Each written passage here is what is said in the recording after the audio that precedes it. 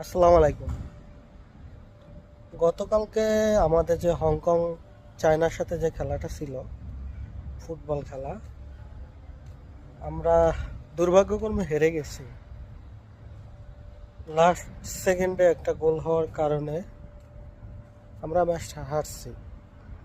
হারার অনেকগুলা কারণ আছে। উম, তার ভিতরে সব থেকে একটা বড় কারণ হলো গোলকিপারের দুর্বলতা।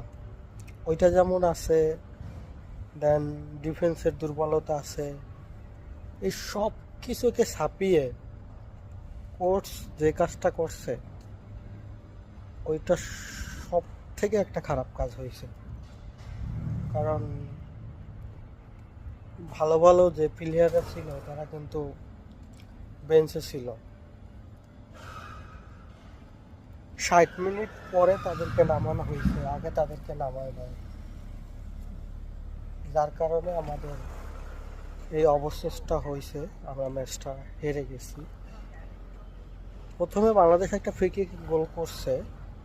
গোল করার পরে যে হাফ টাইম চলে গেছে, হাফ টাইমের পরে ওরা খুব তাড়াতাড়ি কিন্তু তিনটা গোল শোধ করছে। তিনটা বাংলাদেশ তখন 2-0-তে 2-1 পিছিয়ে আছে, 3-3-1 বলা চলে। এরপর থেকে আর ঘুরে যেতে পারে। তবে যখন আবার যে জায়ান, সুমিত চা এরা সবাই নামছে, যে ভালো ভালো প্লেয়ারগুলা 60 মিনিট পরে, তখন থেকে আবার কিন্তু বাংলাদেশের ঘুরে দাঁড়িয়েছে। পরপর দুইটা গোল করলো, খুব ভাল লাগছে। তো খেলায় আমরা সমতা আনছি, সমতা আনার পরেই শুরু হইলো আরেক ঝামেলা। লাস্ট সেকেন্ড, একটা সেকেন্ড আছে, খেলাটা ধইরা রাখ, তাইলেই আমরা ম্যাচটা জিতি। ওই যে ভাগ্য আমাদের সহায় ছিল না, আর কোর্সের গাত্রামির কারণে আমরা ম্যাচটা হেরে গেছি।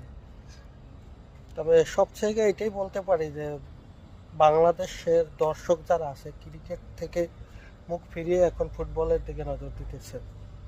ধন্যবাদ।